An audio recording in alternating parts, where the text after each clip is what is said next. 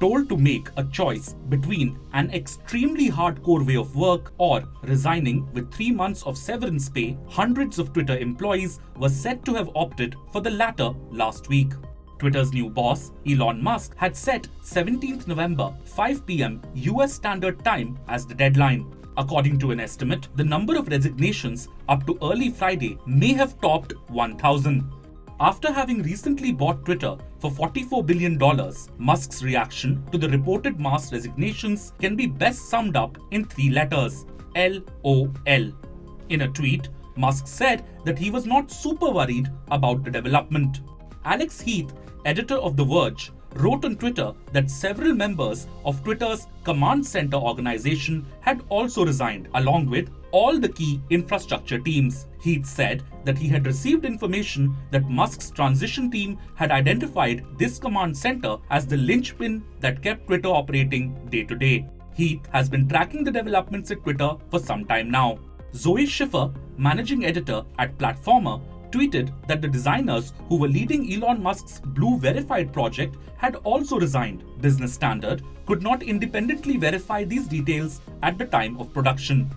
Slack, the internal communication platform used by Twitter, was flooded with salute emojis sent by employees who had resigned. They did not want to be part of Twitter 2.0. On the 4th of November, Twitter announced it was laying off 3,700 employees, including many in India, which amounted to half of the company's workforce then. After that, Twitter was left with less than 3,000 employees. If 1,000 more actually resigned last week, then 1/3 of the team has already left. Musk had talked about Twitter 2.0 in his memo to employees soon after he took over. He said that to build a breakthrough Twitter 2.0 and succeed in an increasingly competitive world, they would need to be extremely hardcore. I am not pressing the yes button. My watch ends with Twitter 1.0. I do not wish to be part of Twitter 2.0, posted one employee in Twitter's Slack, according to reports. Bloomberg reported on Friday that so many employees had decided to take the severance option that it had created a cloud of confusion over which people should still have access to company property. Twitter also closed its offices until Monday. According to one report, Musk tried to convince employees to stay in the final hours before his deadline. Meetings were held to pitch the social network's future to key staff, but these efforts proved insufficient. And in a sign of mounting troubles for Musk, a group of US senators has asked the country's antitrust regulator to scrutinize Twitter. They said that Musk had undermined the integrity and safety of the platform.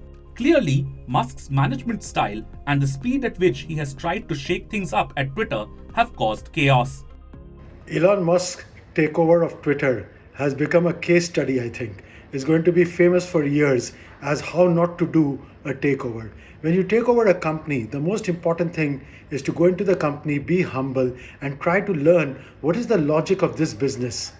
Just because you have been a user of a product doesn't make you an expert on how that business is run. It does not make you an expert on what are the competencies needed in that business, what are the challenges in that business. Musk also seems to be playing into the stereotype of the impatient entrepreneur.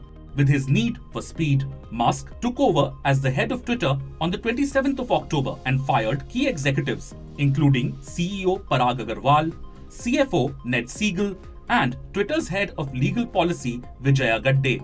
On the 31st of October, Musk announced that he would be the company's CEO. On the 1st of November, Musk floated the idea of a $8 per month Twitter Blue subscription, which would include the verification blue tick as well. 3 days later, massive layoffs were reported at Twitter, including in India. Musk said that he had no choice. On the 5th of November, Twitter rolled out the $8 Twitter Blue for iOS users. On the 11th of November, Twitter Blue for iOS vanished. The service reportedly ran into issues as soon as it was rolled out, as people used the feature to impersonate famous individuals and companies, including George Bush, Nintendo, and Elon Musk himself. Next day, nearly 4,400 contract employees were also terminated from Twitter. Then came Musk's email about Twitter 2.0, which would require an extremely hardcore work culture and the resulting resignations. You want to make sure if you bought something that it keeps running at an even keel for the few months before which you figure out what needs to be fixed, what needs to be changed, how do we improve this company. But before you do that, if you go in like a cowboy and you create all this drama and everybody's leaving, then of course what you have done is you've taken a very valuable asset that you bought and paid more than the market value for it and destroyed it.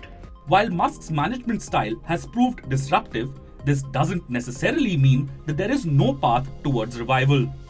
Hidden underneath this chaos is the emergence of perhaps an absolutely new idea.